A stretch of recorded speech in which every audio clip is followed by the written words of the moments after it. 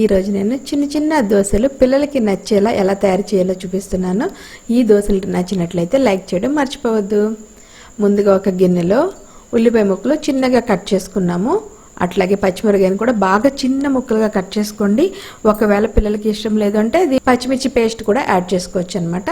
ఆ తర్వాత ఇందులో అల్లం ముక్కలు, అల్లం తురుము వేసుకోవచ్చు, అల్లం పేస్ట్ కూడా వేసుకోవచ్చు.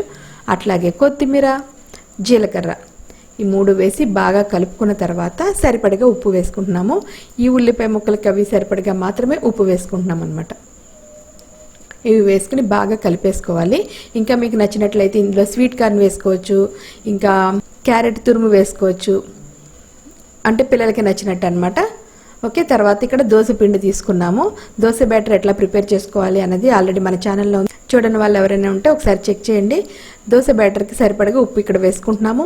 ముందు ఉల్లిపాయ ముక్కలకి సరిపడగా ఉప్పు అందులో వేసుకున్నాం కదా. బాగా కలుపుకున్న తర్వాత స్టవ్ మీద ప్యాన్ పెట్టుకుని కొంచెం నూనె వేసి వేడి చేసుకోవాలి. ఇది నూనెతో చేసుకోవచ్చు, బటర్తో చేసుకుంటే ఇంకా బాగుంటుందన్నమాట.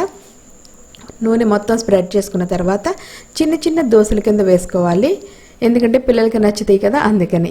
ఇవి లంచ్ బాక్స్లోకి బాగుంటుంది. బ్రేక్ఫాస్ట్గా, స్నాక్స్గా ఎప్పుడు కావాలంటే అప్పుడు పిల్లలకి చేసి ఇవ్వచ్చు అనమాట.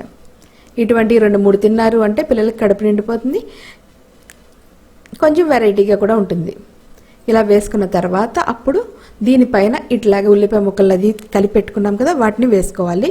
మనం పిండిలో కలిపేయచ్చు కానీ పిల్లలకి అంత ఇష్టం ఉండదు అనమాట అందులో కలిపితే, అందుకని ఇట్లాగే పైపైన వేస్తున్నాము. ఇది ఒక వెరైటీ. మీకు ఇలా ఇష్టం లేదంటే పిండిలో కలిపేసుకుని కూడా ఊతప్పంలో అది వేసుకోవచ్చు, అది వేరే ఇంకొక మోడల్. ఇది జస్ట్ సెట్ దోశ అంటారనమాట. ఇది చాలా త్వరగా కుక్ అయిపోతుంది. మరీ లావుగా వేసుకోకూడదు, అలాగే బాగా పల్చగా దోశలు అంత పల్చగా కూడా వేసుకోకూడదు. వీటిని 2 వైపులా చక్కగా రోస్ట్ చేసుకోవాలి. అవసరమైతే కొంచెం నూనె వేసుకోండి తిరగేసుకున్న తర్వాత. ఇలా 3-4 నిమిషాల్లోనే చక్కగా రోస్ట్ అయిపోతుంది అనమాట. వీటిని సాస్తో ఇవ్వండి, కొబ్బరి చట్నీతో ఇవ్వండి, దేంతో ఇచ్చినా సరే చాలా ఇష్టంగా తింటారనమాట పిల్లలు. ఈ దోశలు మీకు నచ్చినట్లయితే లైక్ చేయండి, షేర్ చేయండి. మీరు కొత్తగా చూసిన వాళ్ళైతే సబ్స్క్రైబ్ చేసి పక్కన ఏమైనా బెల్ కొట్టారంటే నేను ఎప్పుడు ఏ వీడియో చేసినా మీకు వెంటనే నోటిఫికేషన్ వచ్చేస్తుంది. ఉంటాను.